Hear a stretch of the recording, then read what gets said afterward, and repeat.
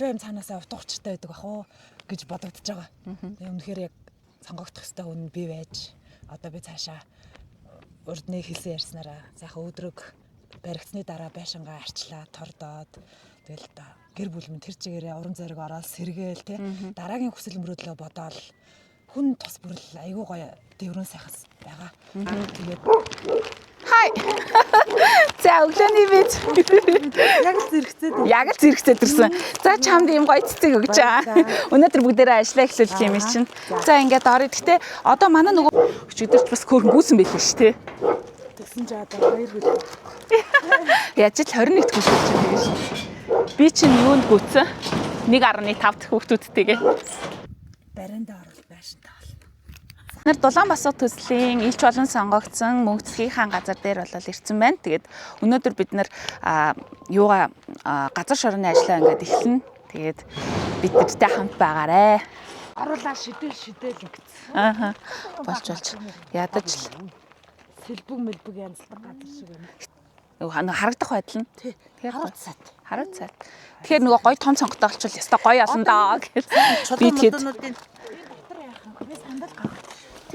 миний холол ийм утааг арга болгох энэ нөгөө нойлыг байхгүй болгомоор байгаа байхгүй. Тэгэхээр бид нар тэрийг байхгүй болгомоор байна гэж яриа явахаар чинь хүн тэрийг ойлгохгүй шүү дээ.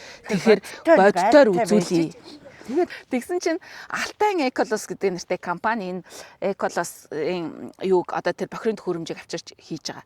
За тэгээд дараагаар нь заяа Алтайн цэнгэг агаар гэдэг нэртэй компани бохирын нөгөө халаалт агаар сэлгэлт гэж байдаг шүү дээ. Агаар сэлгэлтийн бүх юунуудыг тэр чинь 10 хэдэн сая төгрөгийн төхөөрөмж тэгээд одоо нөгөө ажиллах юмнууд хийгддэг юм байна. Тэгээд каркаса босцсны дараа юу ягаараа гэсэн дуудаараа гэж тэгжилээ. Тэгвэл Бат Эрдэнэ захиралтай Алтайн цэнгэг агаар гэдэг нэртэй тийм гоё компани одоо ивент итгэж байгаа. Тэгээд тэр Rimocon гээд компанийн болвол бетон зурмгийн нь бол бүх төрлийн бас л 10 хэдэн сая төгрөгийн ийм тусламжийг бол үзүүлж ийн. Үзүүлэхээр одоо илэрхийлсэн байгаа. За бид нар өнгөрсөн 7 хоногт бол их хурлын гишүүн Далайн Батбаяр болон их хурлын гишүүн Батбаярын жаргалантай уулзсан.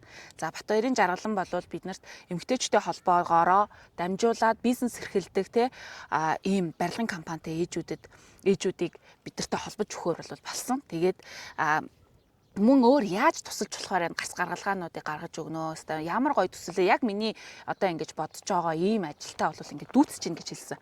Тэгээд дэмжгээ илэрхийлсэн. За хин Далайн Батбаяр гишүүн болвол нөгөө Карамзит чинь одоо тэр нөгөө нэг дулаалга бас дээврийн дулаалга, хөрсний нөгөө нэг шалны дулаалга гэдэрт их нэмэртэй байдаг гинэ. Карамзитыг бол бас одоо шийдэж өгөхөд боломжтой гэсэн.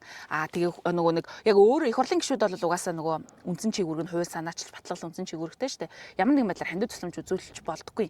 Тэгэхээр хүмүүстэй бас холбож өгж байгаа юм. Тэгээд мөн одоо Ганбатын Очирбат гээд их хурлын гишүүн байдаг. Тэр гишүүн бас биднэрт ингээд туслахаа илэрхийлж байгаа. За ер нь бол ингээл давлгаанууд үргэлжлээл байна. Өдөн үзэг гээд нэг юм бичих хэргийн дэлгүүр байдаг. Тэгээ тэр өдөн үзгийн хамт олон манай мөнх засгийн маань одоо 4 хүүхдэд эх жил 9 сар хичээл ороход бол хичээлийн эрхслүүдийг одоо ингээд бэлэглэнэ гэдгээ бол хэлсэн байгаа. Ер нь ингээд одоо том хөөсийн чинь 50% гадна талын дулаалга дээр бас ингээд тэр нөгөө гадрагт нь хөөсөөр ингэж хийдэг юм байна. Одоо тэр байшингийн гадна талын. Тэгээ тэрийг нь 50% хөнгөлөлт үзүүлнэ гэж хэлсэн. За ахаад сая яг наашаага ирж итэл чинь нэг манай оюутны ангийн найз маань ингээ залглаа. Би тэрний нөгөө өмнө уцтаад одоо тий туслах боломж байна уу гэдээ ярьсан чинь манай зул заяа ярьсан. Тэгээ зүг бол одоо ингээд хоёр газар чамд өгье уцны дугаарыг тэгээд дэмжих боломж бас байгаа гэдгийг бол хэлсэн байгаа. Тэгэхээр ингээл багаар ажлууд маань үргэлжлээл урагшлал ингээл яваал байна. Ямар ч байсан бид нэр эхний ээлжинд одоо манай нөгөө экскаватор авчрах одонтой ээж гант туяамаад тэрнтэйгээ цуг нааш ирж яваа. Тэгээд ирээд нөгөө иксаага авчираад бүгдээрээ эндээ ингээд өнөөдөр одоо бэлэгт цай өдөр ажиллаа эхэлж байгаа. Эхлэх гээд одоо би мөнх цэцэгтэйгээ ингээд цэцэг мэцэг орцсон ингээд засаж байгаа. Тэгээд ер нь бол одоо чамд тийм энэ төсөл эхэлснээс хойш яг ямар сэтгэлдэлтэй байна. Энийг те бас үзэж байгаа хүмүүст яагаад тийм ээ таныг дэмжих ёстой вэ гэд нэг тийм сайхан уриалга хэлээч. Төсөл эхлээд сонгогдоод тэгэл итгэж ядаал Тэгээд тэгээд цаашаа улам их бусдад туслана, бусдын тусыг ингэж авч байгаа юм чинь бусдад туслана, өөрт байгаа боломжоор бусдад бас гар сунгадаг тийм нэгэн болоод амьдран маш сайхан бодлоод орж ирж байна. Тэгээд би анх бас нөгөө төслийг санаачлагч яагаад ийм зүйл санаачлсан юм бол доо гэж бодсаахгүй. Тэгээд ямарваа нэг юм чи утга учиртай. Тэгээд би бас байшинтай болохыг айгүй хүсэж мөрөөдөжсэн.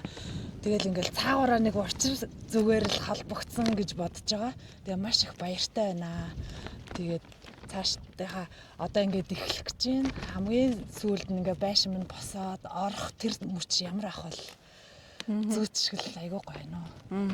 Харин тийм би ч одоо ерөөсөл нөгөө нэг дулаан босго гэж л босч ирж байна өглөө. Унтахтаа дулаан босго гэж унтчихэв. Тэгээд энэ нөгөө нэгэн тэглүүлсэн энэ ажлыгаа бас дээрэс нь энэ зүрх сэтгэл нь ариун сайхан хүмүүсийн төлөө чин сэтгэлээрээ ханддаг ийм ээжийг бас элчээрээ сонгоод тэгээд энэ ганцхан бид нэр одоо элчээрээ дамжуулаад те нэг байшингаар энэ ажил бол дуусахгүй. Энэ ажил маань бол те Нүхэн Жорлон Улаанбаатар болон Монгол улс даяараа халах юм том амбицтай байгаа.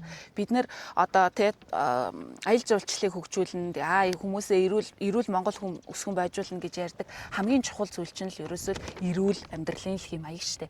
Тэгэхээр Нүхэн Жорлон байгаа цагт бид нэр эрүүл амьдралын тухай ярихад өрөөсгөл тэгээд агаарын бохирдол Монгол улсын нийт хүн амын талаас илүү хувь нь амьдарч байгаа Улаанбаатар хотод те энэ агаарын бохирдол гэдэг юм байхгүй л болохгүй л болвол бид нөгөө маргааштай ингээл нэг нэгээрээ дэшээ явсаар л байх болно.